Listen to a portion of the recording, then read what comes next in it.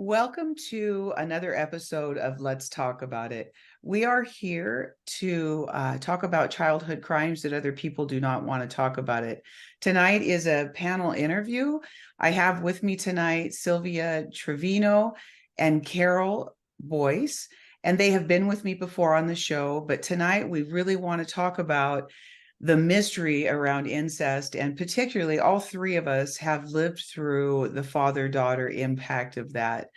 And so tonight's episode, we really want to go into all of those questions that are around why didn't you talk about it. Actually, the questions start with ourselves. We always live in this mystery. And one of the things that I thought about for both of you, as I thought about this last night, I woke up and you know what, it occurred to me, and I want to hear what you guys think about this, but as a child, my father began when I was incredibly young. Nobody talked about it. You went to dinner, you watched a movie, you took a bath, you went to bed, you got up. It became a normal part of life. It wasn't even like it was a secret. It was like putting your shoes on in the morning. I was abused so much that it just lived with me in the current of my life. So it wasn't like, oh my gosh, I was torn away to the secret place and horribly damaged. It hurt in the beginning, for sure, when I was little.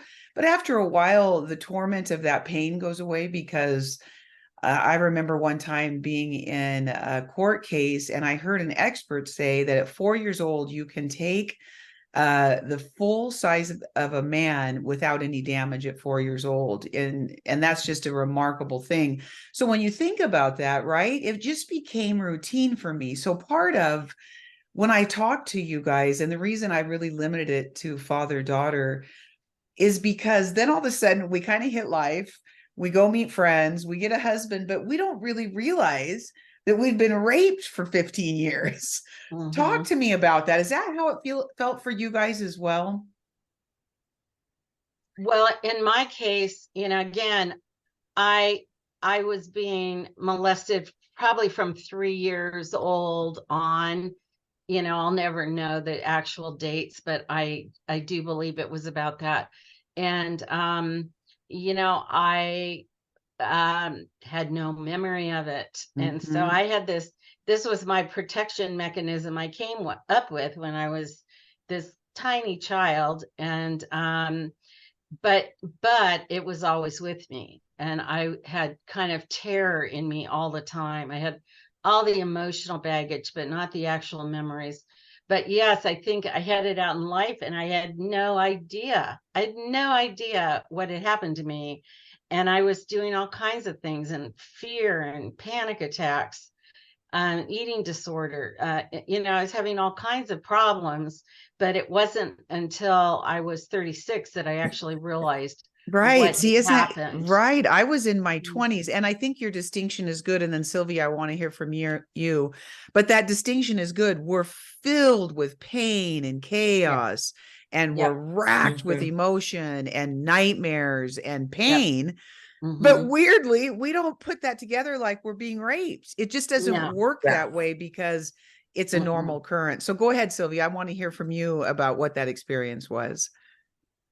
Yeah, I feel like it's almost like we were programmed to just receive that, Mm-hmm. you know, Right. that molestation and, the things that were done to us. And, I think too, if it's at such a young age that we don't know. And so we feel uncomfortable, but when it becomes your new normal and you're so young, you just go with it, and Right. That new normal. not, Keep going. Right. That's yeah, not exactly what we're really talking about. knowing, because of course, if we did, we probably would have defended ourselves a little bit better. And then by the time we get to the age where we realize and start remembering, then we have that whole pain thing and the guard up, the protectors, that we've had our whole life. And then we realize, wow, now we know why we had those up as we, like you said, we get married and, begin to have relationships that are, normal. But Right. I think that's just something as in my situation, I know for sure that it just became something that happened. And like you said, it becomes your new normal. Yeah. It does so much. Carol, did you have something to add?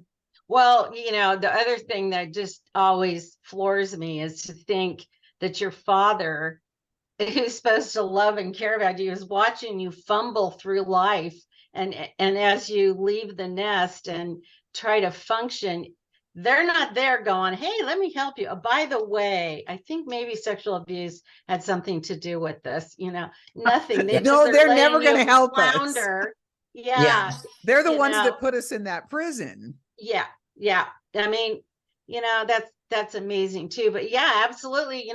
As you grow up, you only know who you are, and you pretty much take what people have told about yourself, like your self-awareness, and you go forward and do the best you can I until you love that. can't. Yep.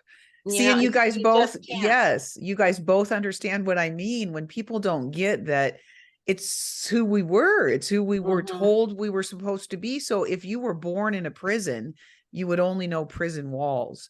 The only thing we knew, and it's just the mystery around it for people who didn't come from it. They don't understand that every day served up to us was this prison mentality. We were children. We knew no different. I thought every little girl's dad was happening. I mean, you don't even really think about comparison when you're little, right? Like you don't even compare. So much criticism from people who say, well, why didn't you say something earlier? Why did, doubting. And I'm like, you really think I would want to make something like this up? Right. Like, I wouldn't wish this on my worst enemy. I'm not. 100%. No. And, to all those people out there that don't know, it can take somebody that has suffered childhood sexual abuse, whether it's incest with the family, a teacher, a coach, a priest, it doesn't matter that it's happened. It's not going to come up until we start to become an adult. There's some people that have such protectors over them that it's their 40s and 50s before they start remembering.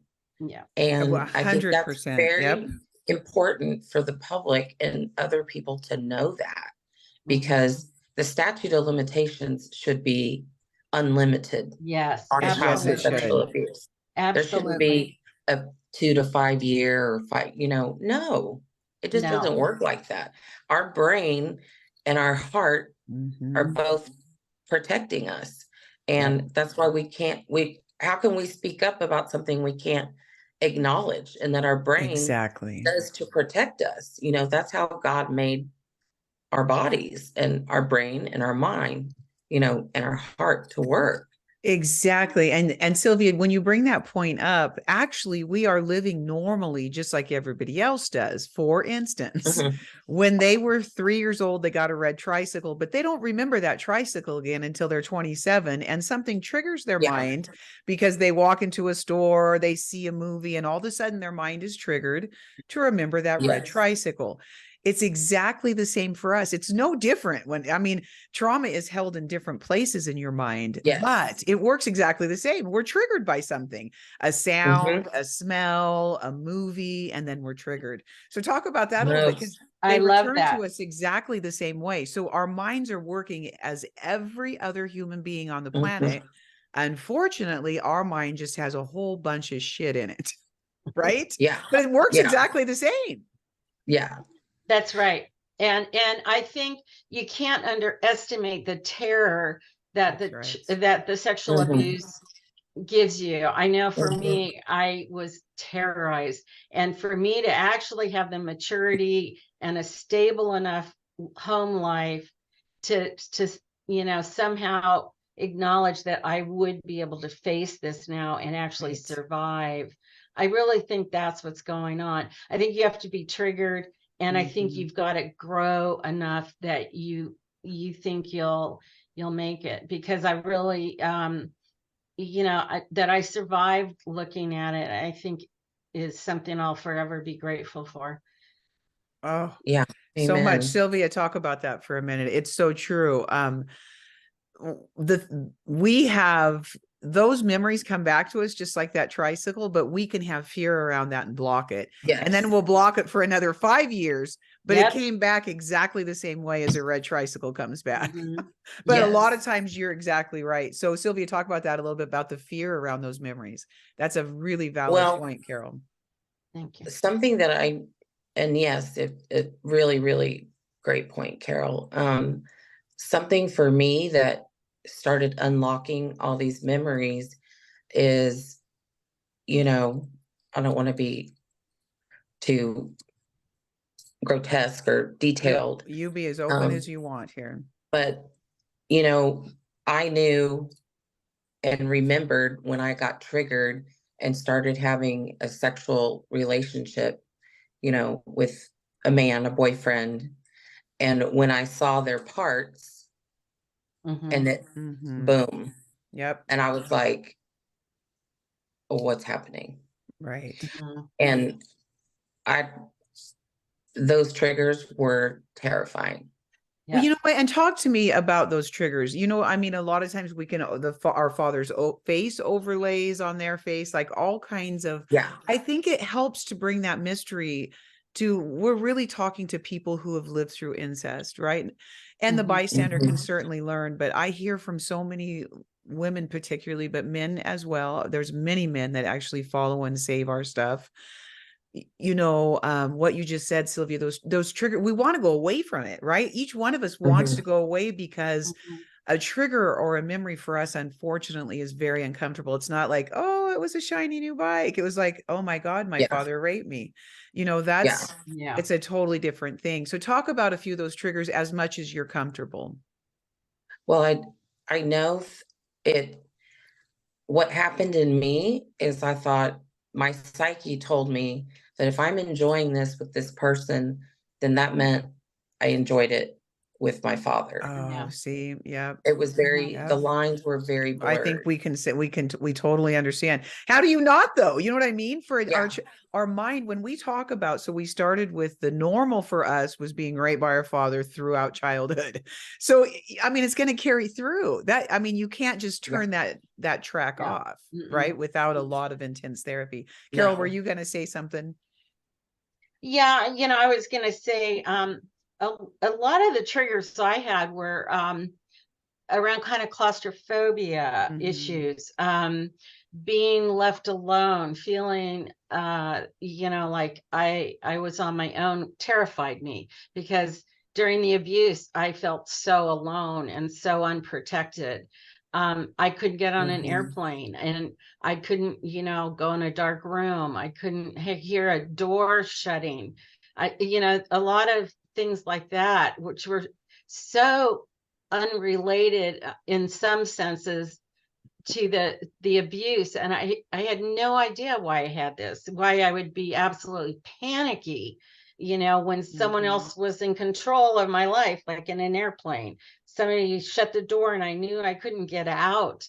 Those kind of things were incredible triggers for me. And of course, I had no idea what they were related to for many years. Right. And so, going back to when we were young, but it relates to right here. And so let's talk about that for a minute for the person listening, because I'm going to be 60 in just a few months. And it's taken me a lifetime to understand that I lived in close relationship to my father, to the man who abused me weekly. I lived in close relationship with him. I loved him. We watched movies together. We played games together. He was my captor. And so just like the Munchausen's syndrome, right, where the bank robbers come in and then the people actually get a fund, you guys, to defend these very people, to put their life on the line. It's true, because when I talk to you guys, I could hear, I don't want to use the word adoration, but we had a respect for our fathers because they could do anything to us. And that respect, I've had people leave notes for me and they'll say, I can hear the respect you have for your dad. Well, wouldn't you, if he could take your life and didn't? Yeah. But so talk a little bit about that back then, what that felt like, right? Because it's insidious. It's criminal, but we didn't know any different. No, we didn't know any difference. And I adored my father. See? Loved him dearly. He was, it's the nature of a sociopath. They have the good side, they have the social thing, and then they're destroying you in the back room. So, Boy, I never thought about it it's like this that, right? very Wow. complex Mhm. mind you're trying to figure out as a really young child. But, my father was personable. He had no temper. He Mhm. had, he never blew up or anything. And he was an incredible musician that he brought me all into that. He was a cardiologist, internist, and he taught me everything he could about medicine. There were wonderful, wonderful things. Yeah. And the community adored him. I heard frequently what a wonderful doctor he was. So that is certainly extremely confusing to the child. Incredibly. Incredibly Very. Incredibly. confusing. And And Sylvia, you have a story that's similar to what Carol just shared. Yes, she's saying that, and I'm just like, wow, really, somebody that can Mhm. relate, because my dad was somebody that I recently received a newspaper clipping from my cousin, because my father built the very first Cesar Chavez Learning Center in Dallas, Texas. really. And he was an architect, and he flew to San Bernardino, and he mimicked a church that was there, a Mexican Mm. church, and he took that architecture and that style, and that's what he used. And I mean, it was on the news. He was at the ribbon cutting. When he passed away, the school approached me and asked if I had any renderings of or drawings of their building that they could post. And So a very you know, accomplished man. a Yeah. very and Mhm. and like you, Carol, very, friendly, approachable, Mhm. social. And it's mind blowing, because here's this person and people Yeah. just adore him. And on one side, you're like, well, I kind of like adore him too. Right. Mhm. I I was think just going to he's ask you, what side do you pretty, guys want to like, hold on to? yeah, The pedophile right. side or the side that was adored? The Yeah, truth. It's human, right? It's built in as kind of to deny and go to that side that's good, go to the side Yeah. that's good. It's Yep. very yeah, difficult to say, for me to be the best person that I'm going to be, I got to walk away from all that, all the sham. Mhm. yeah, It's bullshit, but Exactly. you know what I mean? But that's hard, you guys, because everybody around us wants us to hold on to that because it's easier yeah. for them too, by the way, right? Yes, much easier for them. And And who doesn't why? want to believe the good side of somebody? Right, I think it's extremely hard for my family to let go of the good person, you know. right. And you don't want to be the one to blow the cover. Because it's Am I your Well, going I to be fault, have. right, the Sylvia? one person in the world that, just like, Yeah. it happens to public officials, and the girl stands up and she doesn't want to, but she Mhm. wants to speak her truth. Do I Yeah. want to be that one person that blows him up? Mhm. So, And I've written a book about it, about my experience and what it Go ahead was and say like. the title, Carol. It's yeah, called First I Believe You. It's on Amazon. But yeah, First I Believe You, It's a because very good book. I've read it. thank you. Thank you so much. But I had really wanted to write down what this experience was like, and how crazy you feel trying to go Mhm. through this when you haven't faced what the actual truth is. And the truth about the mhm, perpetrator. I mean, this is serious crimes. Like Jody is always right, first to say, these are serious crimes yeah, against children. Mhm.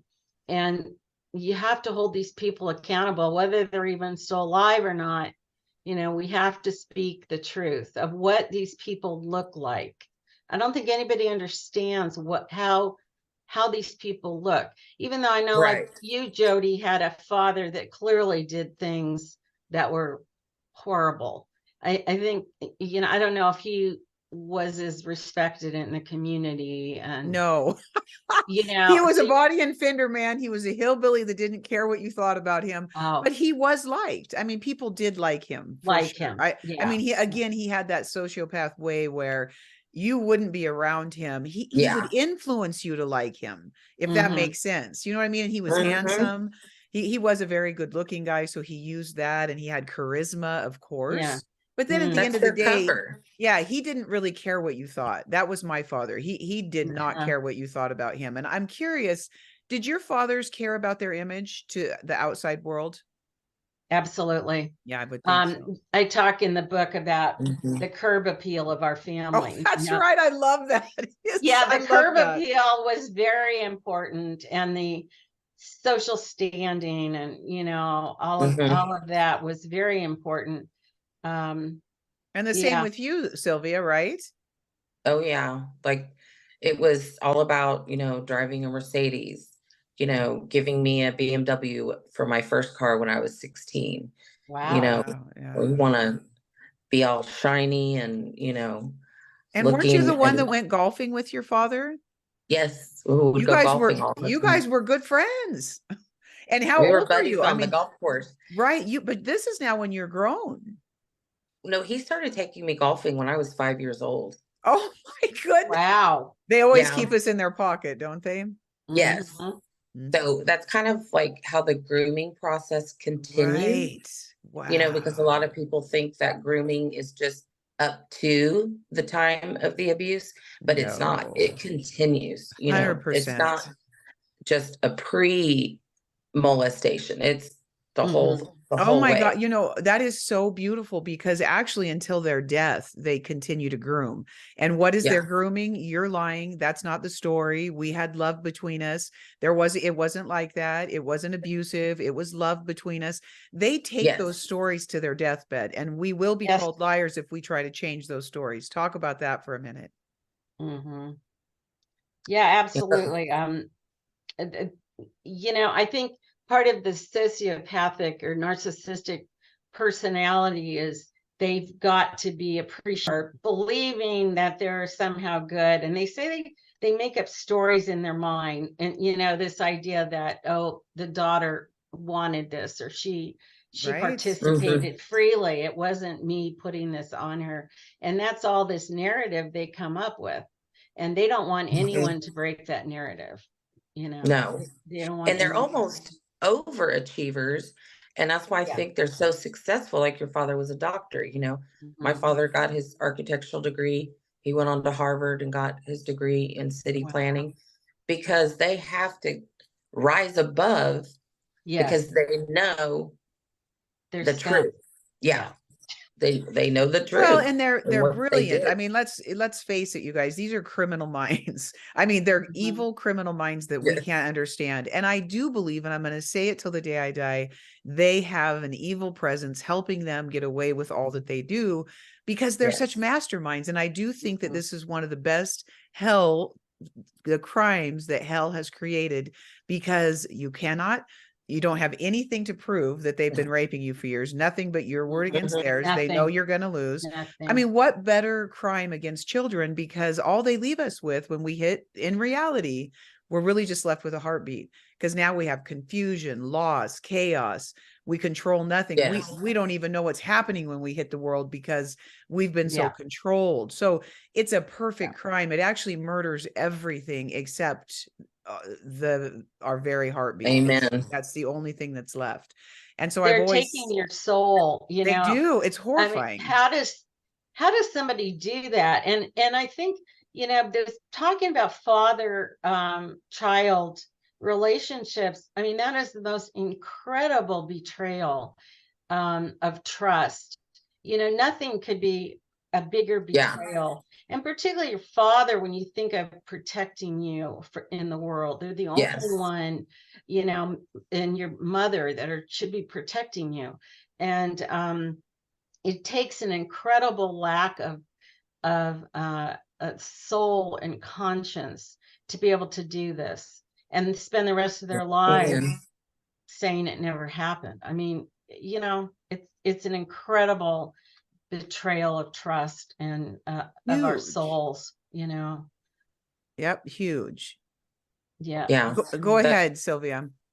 that whole and I think that's something that is so unique about the three of us together that it was your father and that Yeah. was something that and not to say other people don't suffer or have as much pain, you know, even if it's not their father. But the psyche, like, how do you get your head around that? You know, this is Yeah. my father. This is, you know, Right. a parent. This parent is supposed to love and, um, you know, cherish me and protect me. And Yes. I think between the three of us, we can definitely relate to that kind of a pain, you know, that I don't think Hugely. I'll ever feel again.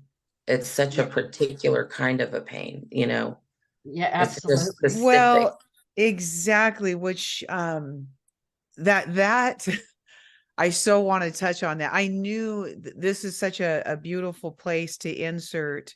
There is this kind of weird religious spirit that sits very closely with incest. And most of our fathers want to be thought of as godly people. My father certainly did. Carol, did yours? You know, he would go to church. I don't know how much he believed in it, but yeah, he wanted to Right. be thought of. Oh, absolutely. Yes. And what about Sylvia? Absolutely. Was your, did your Oh father like? yeah. He was a CCD teacher at the Catholic school. So, as I've always said, the spirit Wow. of religion, I believe, sits in front of the spirit of incest, Ab- and they make Yeah. them look fantastic. And I'm going to say Mhm. right now to the spirit of religion, one thing that they teach people that come through incest is you have a moment in time to talk about your story, and then it's over. That Yeah. is not from the throne of God. God would find your No. story for your entire life. We were abused for some of us 15, 10, 20 years. There is no way that a loving Father God would say to you, you have a minute in time. Yes. I read this. I don't know if you guys know Uh, who Beth Moore is, but I'm going to talk about this yeah. book for a minute because this Beth Moore wrote a book called All My Knotted Up Life. And I'll tell you in here, she has a line that says, the old flashbacks from my youth have faded now, dissipating into light. Any flashbacks that make me shudder these days are from that season. I have to tell you, this kind of approach that Christians are doing are killing people, because if you what Mhm. they're saying in this spirit of religion is, if you guys don't get better in 3 weeks, you have 3 weeks to heal, and otherwise it's not Right. Jesus. I am Yeah. here to Yeah. say that is from the pit of hell. That is not Yeah. the truth. We have as much time. God will be loving us till the day we leave this planet, because what you just said, Amen. Sylvia, is our Amen. hearts were broken from the time we should have been learning how to ride a trike, and instead we had broken Yes. hearts. So Yes. you know what? Mhm. I cannot say enough. I'm going to fight that spirit of religion around that all day long, because you know what? How Jesus has taken me away from drinking 2 bottles of wine a night. He talks to me Mhm. over and over and over, and he says, Jody, I need to take you back to that room. I need to take you back Yeah. so that I can go and wipe all of that mess off of you and let me hold you in that moment. And when it Mhm. comes Yes. again, he's right there Amen. again. There's never a time he says to me, oh, sorry, Jody, No. your limit's up. You know what? Your That was Yeah. time's back up. then. You're good now. Why do we have to There's slap a no label on it that we're expiration good date. now?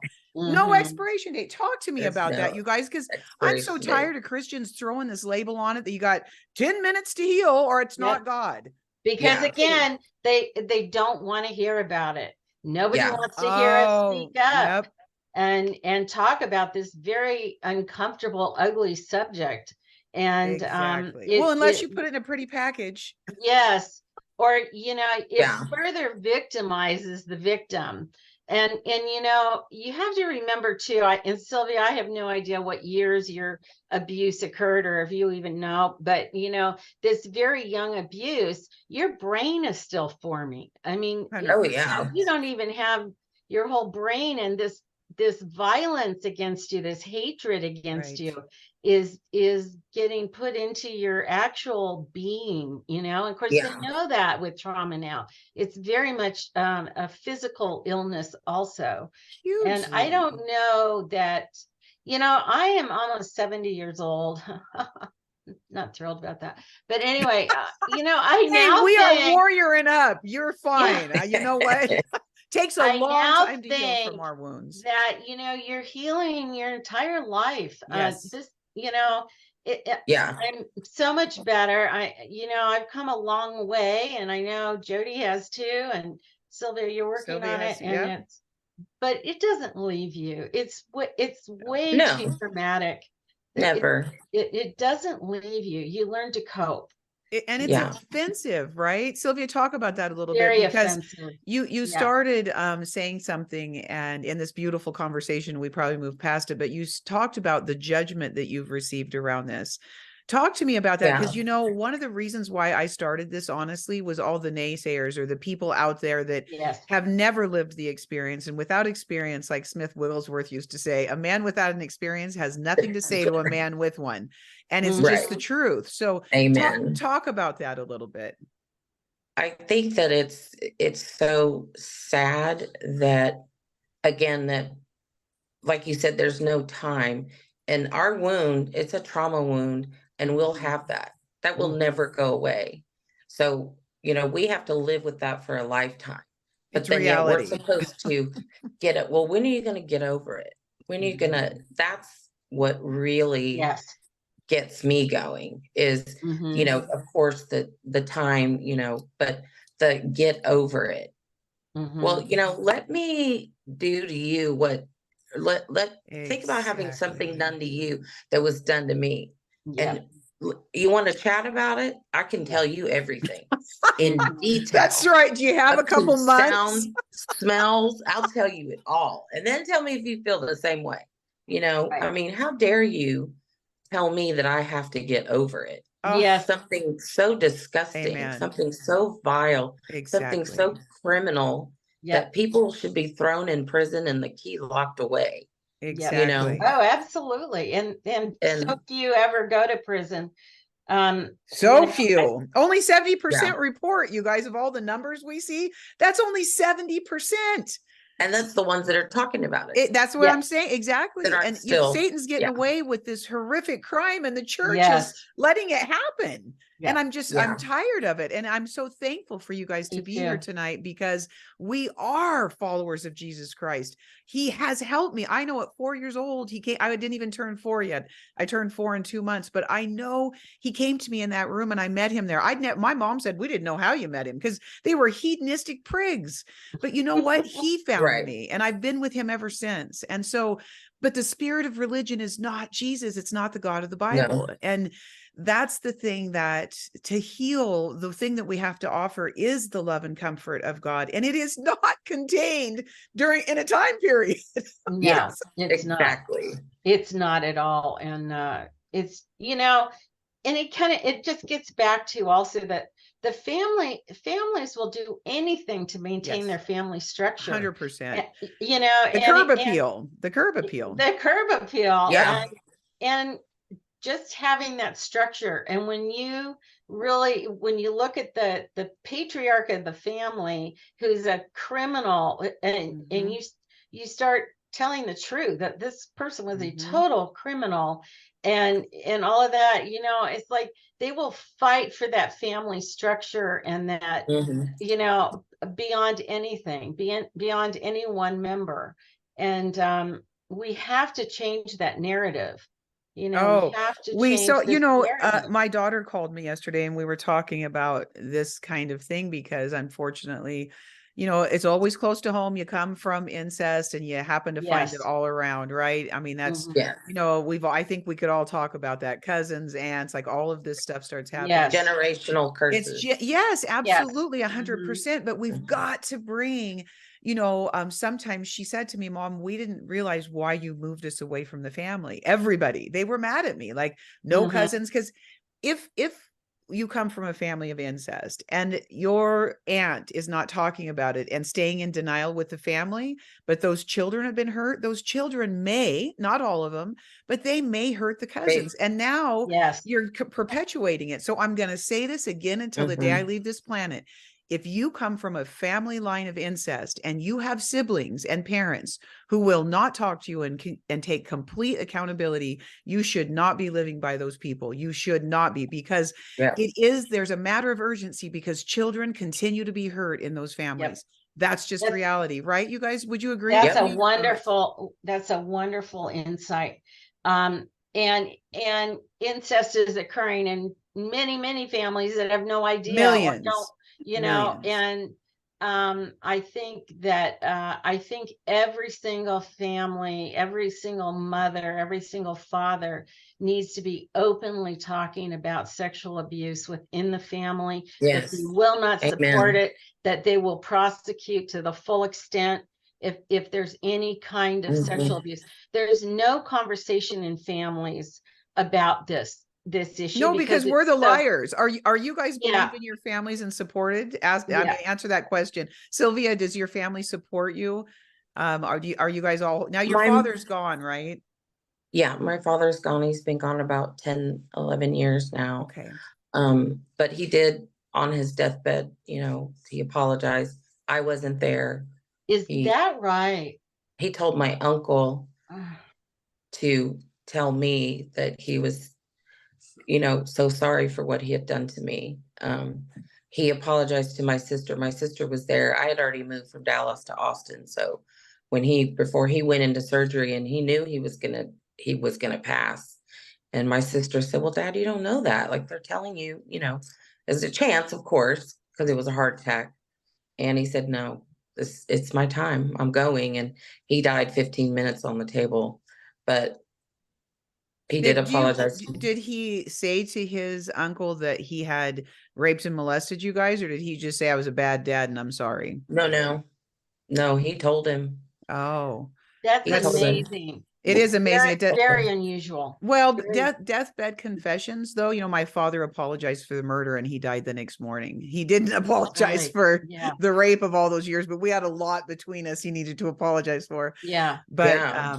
yeah, Yeah. that's and that's good. It could be because he was crossing over and needed to look, and yeah. I'm not even going to touch that. Yeah. That's none of my business, I and that's don't awesome to leave I that. don't know the sincerity of it. I don't know. I won't know Yeah, until and I'm not. it's Yeah, my and time and I I would go to be never with take God, that off the table. It's there. An Um, apology is never a bad thing ever, right? Yeah. So yeah. I I mean, appreciate it did that. feel when my uncle was telling me, because my uncle was just a beautiful, beautiful. He passed away just a couple of years ago, but he was always such a great father figure to me because I spent a lot of time at his house. He was married to my dad's sister, and she was like another mom to me as well. But Sure. when my uncle was telling me, he was just weeping. And, he apologized to me and he said, I'm so sorry. I never even knew. And I said, Uncle James, it's not your fault. Like, Right, it's not my fault. It's not anybody's fault but right. his. Mm-hmm. So, but yeah, I don't know how sincere it was. I don't, am I glad that he may have felt some remorse, Of you know, course. but, Well, do they know it's wrong? They do. You guys, they absolutely yeah, do. When my dad yeah, was dying, right, and he apologized for the murder, he did say, I said Craig might be going to jail because he was in that room with us when they killed her. And you know what Dad said for the child molestation? They know it's wrong. I mean, Yeah. yeah, there's no yeah, No. question that every pedophile in the world knows it's wrong. yeah, And I'm absolutely, sorry, Sylvia. I 100%. didn't you keep going. I didn't mean to interrupt you. No, Keep no, that's going. okay. Well, my family doesn't know. Obviously, my sister and I were abused together. We know. I told my mother recently, probably 2 or 3 years ago, and it broke her heart and she felt horrible. But there was just no way she would know. No way. Because he would always do it when she was away. Mm, He picked, those perfect times when he knew she was going to be gone for hours. She was actually working on when it started, she was working on her master's. So mm. she was teaching during the day and then she would go to SMU at That's night. so sad. And So sad. and Thinking you then were safe with Saturdays. your father, right? Exactly. She Yeah. was blown. I mean, the shock. Yeah. She was just like she just kept holding her head and she's like, no, tell me this is a nightmare. Tell me to pinch myself Right. that this didn't happen. And Yeah. Yeah. you Well, know, and that gets into this role of mothers, Which is huge. which is a huge subject. And Huge in yeah, families of yeah, incest. you Yeah. know, but I do believe that incest occurs in families that have severe dysfunction. I Mhm. mhm, think for the mother or whether it's the Correct. father married to a a mother that's molesting, I think that that when you're married to a sociopath or somebody with this degree of ability to hurt another person, their own children, and they don't recognize it, that says something about that relationship, or Yeah.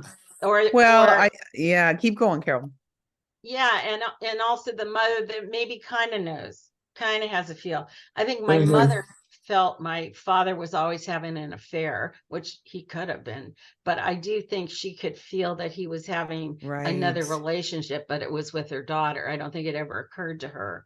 But Right. and then the mothers that actually know and allow this man to stay in the family. Right. And that was my mother for sure. Yeah, which is really, God, an incredible betrayal to the child. Yeah, I'm so sorry Incredible lack of that. trust. And and then that gets into the finances too. Certainly we were all raised in that era where the father was the primary breadwinner. Right. And when women to this day have children they can't support, it makes the child, I think, that much more vulnerable to sexual abuse, because the perpetrator knows the family can't 100%. exist without them. I mean, it gets into a lot of issues that are very important. Well, and don't these predators always kind of want us to believe our mothers are weak?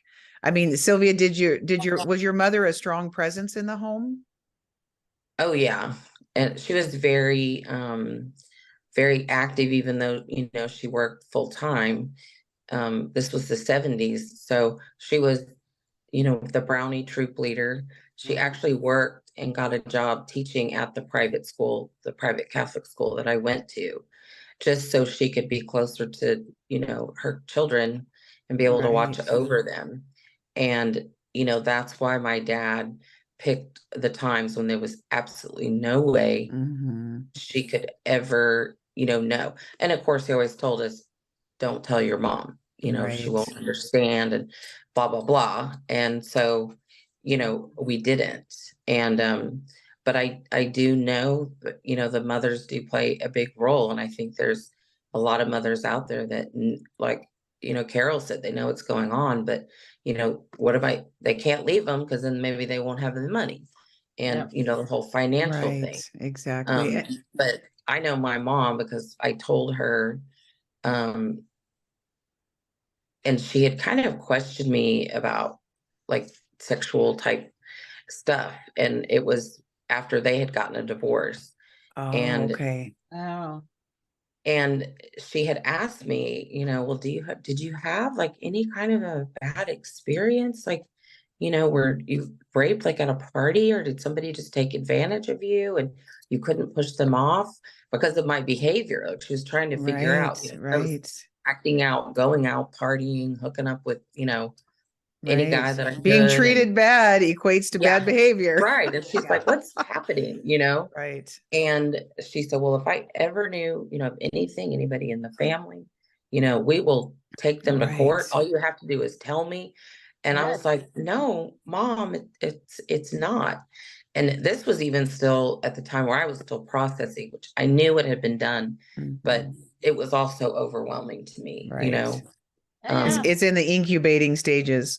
Yeah. But there is this theme that lives in all incestuous homes, and the theme is that the dads always secret the mother away. They make them feel like they're these weaker than, or they're mental, or they're angry, or they're alcoholics, or they're but they're a problem. The moms are a problem. And so it separates the children from the mother, right?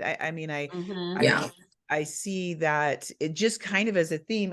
And going back to that book that Beth Moore wrote called All My Knotted Up Life, she writes 300 pages, and many of those pages are dedicated to how messed up her mother was, leaving the house, suicidal, smoking cigarettes. Do you know how many chapters? And her father did molest her in a car. Do you know how many pages are dedicated to him?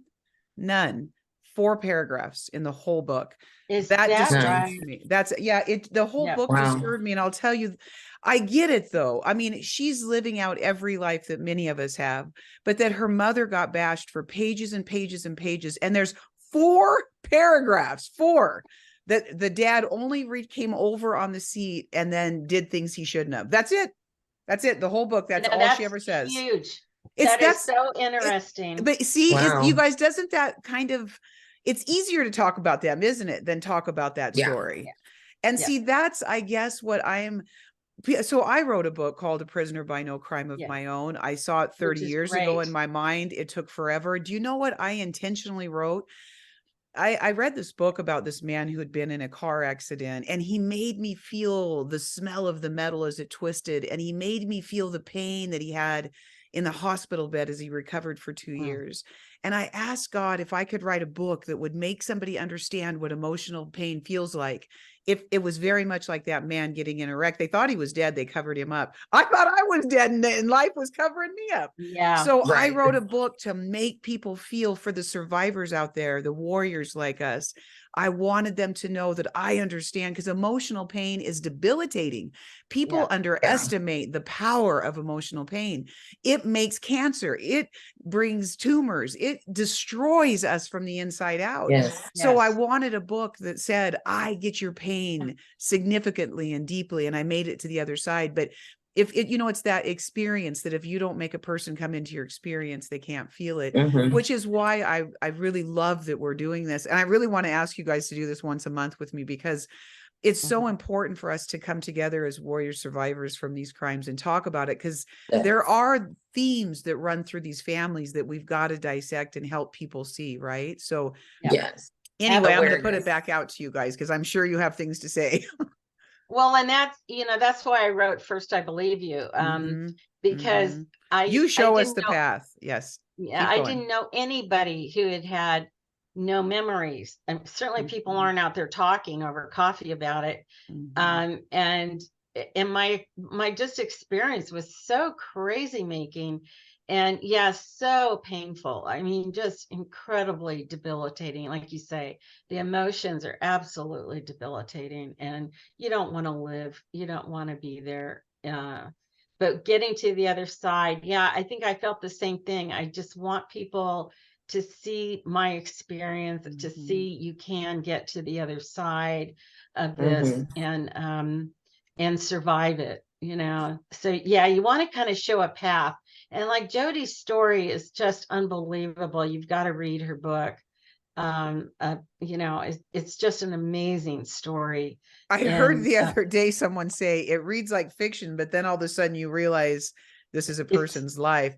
But the truth is, you guys, Sylvia, it's like what you said. If you want to really hear my story, I've got the time if you want to take it. You know what I mean? And by the way, we are survivors, which means we can probably, when you get to that healing part, right? Sylvia, talk about that a little bit. We can handle it. It is so easy to share your story when you speak your truth. Yes. And I was not always an advocate like I am now.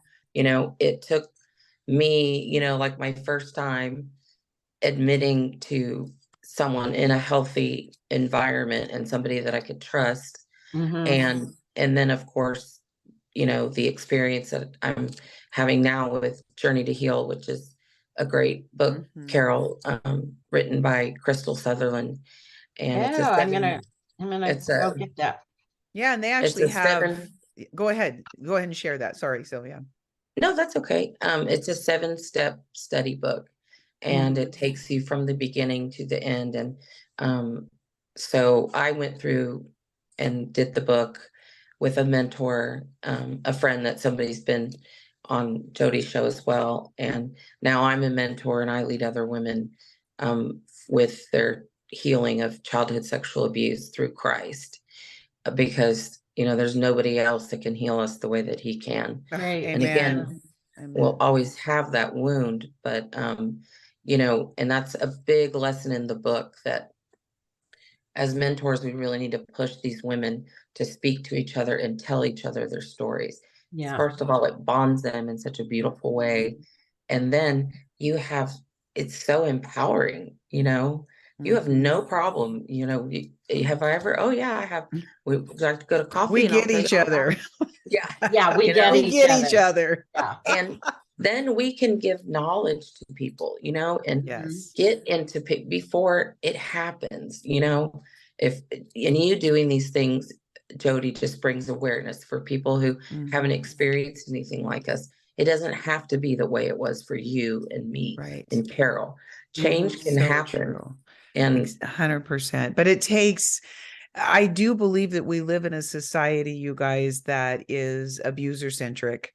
It does not come around victims. Every time I have nope. people tell me, I can't read your book, I have to put it down. I mean, but you can watch a horror movie, but you can't read Right. reality. I mean, it's so, and My it's, mom is that way. I'll tell her, "Oh yeah, this is my friend, and she went through the program with me, and you know, her it was her brother, you know, whatever." And Mhm. she'll be like, "Oh my, Sylvia, like stop! I can't. Like it's just too horrifying to me. I right, can't. It's hard enough for me to know what happened to you." And I'm like, "Okay, mom, you know, Yeah. Yeah. that's okay. She's 84. I don't want her to be right, burdened with right, anything. She deserves to be happy, joyous, and free." But you know, people are like that. right. It's like you know, I can't. I Yeah. don't want to hear about it. Mhm. Carol, I how have you, what do you get when your book, people read your book? What are you hearing out there with you being so vulnerable? Because I hear a lot, even when people see me in my community, they Mhm. always have things to say. But I have Yeah. a lot of people who have lived through it that want to talk to me as well. And that's what it's Yeah. about. But go ahead. I have quite a few people or friends that pull me aside and go, I just want to tell you that, something like this happened to me. I was Yes. sexually abused. Mhm. And I've got a number that just want to go have coffee and just tell me what Mhm. happened to them. Right. And that they can really relate to the emotion. I think That's so I beautiful that hear you do that, Carol. mm, Mhm. yeah, thank That's you. amazing. And I've had quite a few people that just had no idea this was my background Mhm. and no idea that I'd come through this. I hear a lot about how could people not believe you, Carol? You're just this honest, straightforward person, So I get a lot of comments about that. And then people that I don't know, almost completely through, I hear how much it's helped them. So that makes me Mhm. really makes it feel worthwhile, my vulnerability, because I also definitely had some very negative things happen in my very close circle. I still don't, I don't have family that believes me. Right. And Right. or I'm in the Mm. same boat. right, you're in the same boat. I And am. honey, Most people, that's how it goes, really. yeah. And there's a huge loss there, huge grieving and Mhm. heartache. As the holidays come, that's really Yes. difficult for people who've come through and separated themselves to be safe, you know, and the Yeah. church doesn't talk about Mhm. that. Some people do, but Right. it's hard. And so that's beautiful, Sylvia, that you can have your mom and your sister by you. That's a Yes. beautiful thing. I wanted Yeah. to ask you, Sylvia, go back to one of the things that you said originally when we started. You said, um, you know, this moving into it and you didn't have it there, and then having people talk to you about why you didn't remember and that sort of thing. So what kind of led up to you saying, I need to step into my story? Because you had a great life that you could continue to just bring that forward and say, my dad was accomplished, I've got articles about my family, I got a Yeah. Beamer from him, he loved me. Tell me what kind of happened in your life where you said, I just can't live this way anymore. Because right, you could have kept living that story. And Yeah. by the way, I know many people that tell me I'm going to keep living that story, but they have Yeah. dreams and it plays out. But talk to me a little bit about what facilitated you to say, I got to blow this cover. I had become an alcoholic. I had become the only thing that could take my pain away, because I Mm, wasn't living for God, was a drink. mm, And I was getting into trouble. I was losing jobs. I was getting arrested. And the pain was so bad. And I had mm. started feeling that pain. Everything was coming up, Yes. but Mm-hmm. I didn't have the courage to share my story. It was Mhm. holding me in bondage. Mm. Yeah. And I had a come to Jesus moment, and it was like, I'm not going to live. The devil is running my life right now because of what happened to me. And I've got to get it together. I'm going to lose my life. Mhm. I'm too young to die right now. I don't want to commit suicide. I don't want to have those thoughts anymore. I want healing. And pretty soon after that, God divinely intervened with some people that he surrounded me with and introduced me to just a really good non-denominational, Bible church that just, taught the scriptures and Mhm. and that that was when I really asked God to come into my heart and begin the healing process, because I couldn't live like this anymore. I was going to lose my life. I was either going to kill Right. somebody See, and live in exactly, you prison. guys. I have nightmares about being in prison because I could be there right now for the rest of my life. That could have happened. By the grace of God, I'm alive and not in prison talking to y'all. And when you finally get that realization Mhm. and realize, I'm not going to let what happened to me rule my life. I'm in control. I wasn't in control back there, but now I can control it. But the enemy wants to keep you down. He wants to keep you in bondage. He wants to keep you in Right. shackles, in shame. There's such shame that comes Oh, with well, what it's we've been incredible, through. right? And that's exactly what I wanted. I mean, because we all live it. The truth is, I think that if we could continue in denial, we might likely continue in denial. But unfortunately, the Yeah. symptoms of denial are debilitating. Our leg pains, our waking up at night, our nightmares, our constant fear of just walking to the car, going to the store, getting in an elevator, claustrophobia. And so your Yeah. fears actually escalate, as do addictions and everything else, because the pain's so great. And this is what people don't understand is we're not trying to litter the world with our stories. We're Right. trying to heal, Right. although God gives us the right. And I'm going to say it again and again. God gives us the right to tell the stories of what these pedophiles did in secret, right? The Bible even says, shout it from the Amen. rooftops. And so I'm going to actually say, shout it from the rooftops, because we are victims. But I loved what you just shared, because the brokenness in us will kill us if we don't get it out of us. Yes. Carol, I what were you felt going to very say? strongly that way too. And I think it's so important now that the research is showing that addiction is just part of trauma. Hugely. And that addiction is very close to traumatic events that have happened. And, Amen. as a disease, we It have stops to the get the pain for a shame out second. of. I mean, that's the truth, Yep. and so It's I a really, trauma-based. yes, and the beautiful thing about that, Carol, is Jesus. I never felt God come to me and say, "You're an alcoholic." I never felt him say that. You know what I heard him say? Can Yeah. I touch your Yeah. broken heart? Can I touch your Yeah. broken heart? Yeah. I never Yeah. ever felt like I needed to.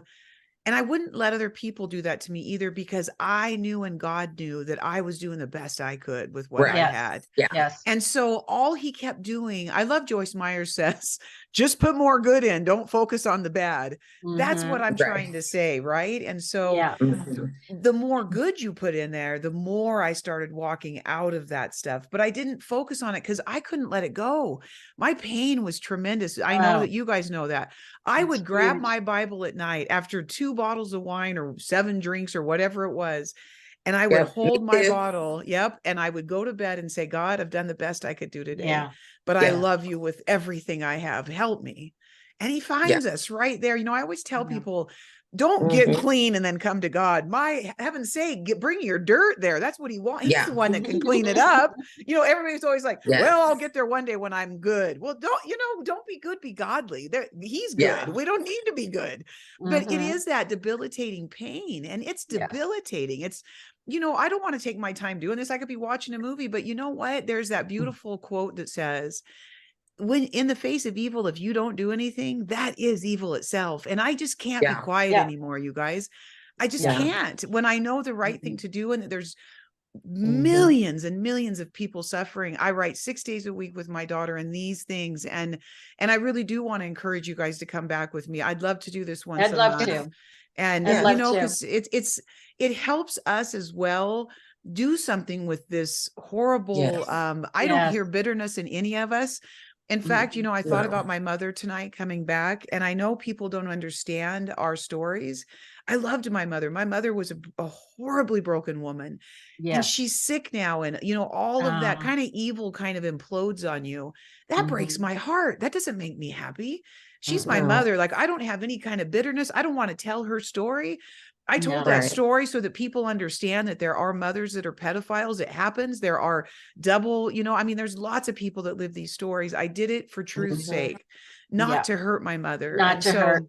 And, right. I wanted to clarify too, like when I talked about mothers, I think so many of the mothers, have so much pain. Like you said, my Hugely. mother was really struggling with alcoholism. And so, that makes them, that dysfunction just makes them so much less aware also. Well, that's of why they what's picked going them, on. right? They love Yeah, it. and they're just be a trying to good mama, and survive. right, just be a good mama, right, Sylvia? Just be a good mama and get out of my way. Yeah. Yeah. But yeah, I love my mother dearly. I mean, Of course we do. but she was a very broken person. Yes. And suffering a lot of pain, unfortunately. See, So but that also though is a burden and a pain, and it's shameful and all of those things, right? But yeah. never to be misconstrued with anger, hate, or bitterness or any of that. I think that people do anger and bitterness and hate to avoid pain, kind of like I drink I wine do just too. because, right? Mhm. It's just another Mhm. method, but I hate because I lived with hate all of my childhood. And so I Yeah. never really wanted to stay close to it. So I Yeah. self-destructed, right? Yeah. I of think course. many of us do that, right? Instead We of tend hurt other to people. turn it towards ourselves. Yeah. Exactly. And I suffered for years with eating problems and addiction with that.